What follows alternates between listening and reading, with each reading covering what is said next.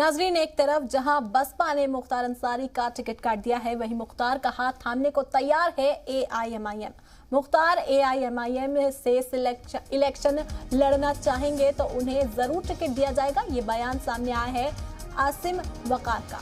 जब तक फायदा था तब तक उनका इस्तेमाल किया गया और फिर बसपा ने उन्हें बाहर निकाल दिया, ये कहा है आसिम वकार ने।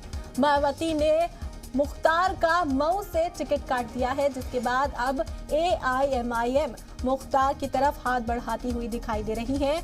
और आसिम वकार का ये बयान सामने आया है कि मुख्तार अगर इलेक्शन लड़ना चाहेंगे तो मजलिस उन्हें टिकट देगी।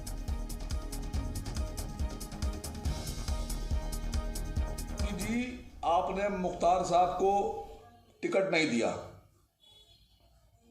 और मजलिस-ए-इत्तेहादुल मुस्लिमीन की तरफ से मैं ये आश्वासन देता हूं कि अगर मुख्तार अंसारी साहब चुनाव लड़ना चाहें तो मजलिस-ए-इत्तेहादुल मुस्लिमीन के दरवाजे उनके लिए खुले हैं और हम उनको टिकट देंगे। मुख्तार अंसारी को एआईएमआईएम की तरफ से टिकट की दावत मिली है। एआईएमआईएम के रियासती सदर शौकत अली से जी मीडिया नुमाइंदे ने खास बातचीत की, सुनवाते हैं आपको। जैसे जैसे चुनाव बढ़ता जा रहा है, उत्तर प्रदेश में सियासी हलचल भी बढ़ती जा रही है। एआईएमआईएम के चीफ बीते दिनों 3 दिनों के दौरे पर थे। इसी पर हमारे साथ प्रदेश अध्यक्ष शौकत अली जी हैं बातचीत करने के लिए। कैसा रहा दौरा सर प्रदेश में? और क्योंकि चीफ बड़े दिन बाद आए, और कैसा रहा? नहीं, बड़े दिन बाद नहीं आए, अभी जल्दी भी आए थे और काफ़ी अच्छा रहा।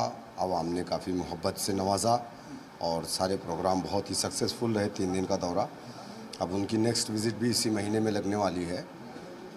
22 तारीख को वेस्ट यूपी का दौरा है उनका, संभल में रहेंगे। और 25 तारीख को प्रयागराज इलाहाबाद में, 26 तारीख को कानपुर में रहेंगे और 30 तारीख को नानपारा विधानसभा बहराइच में, और अक्टूबर की 10 तारीख को बलरामपुर में रहेंगे। अच्छा है, प्यार मिल रहा है आवाम का हमें, बहुत तेज़ी से लोग हमारे साथ जुड़ भी रहे हैं और इस बार उम्मीद भी है इंशाअल्लाह हम यहाँ से कामयाब होंगे। उत्तर प्रदेश की विधानसभा में अपने एमएलए जिता करके हम भेजेंगे। जैसा कि देखा जाता है कि एआईएमआईएम जैसी सक्रिय होती है तो वैसे उसके ऊपर अन्य विपक्षी दल काफ़ी ज़्यादा हमलावर होते हैं। जैसे उसका पोस्टर रिलीज़ हो जाता है तो फैज़ाबाद अयोध्या को लेकर के विवाद हो जाता है। क्या मतलब विवादों से पीछा छूट नहीं पा रहा है? क्योंकि अभी वहाँ पे भी गए आप लोग तो मस्जिद को लेकर की बात हुई तो वैसे पे मुकदमा हो गया, इस पर क्या कहेंगे? देखिए, जिन चीज़ों को लेकर के समाजवादी बहुजन समाज या कांग्रेस, जो अपने आप को नाम नहाद सेकुलर पार्टियां हैं कहती हैं, ये नाम नहाद सेकुलर पार्टियां ऐसे इशू पे बात नहीं करती।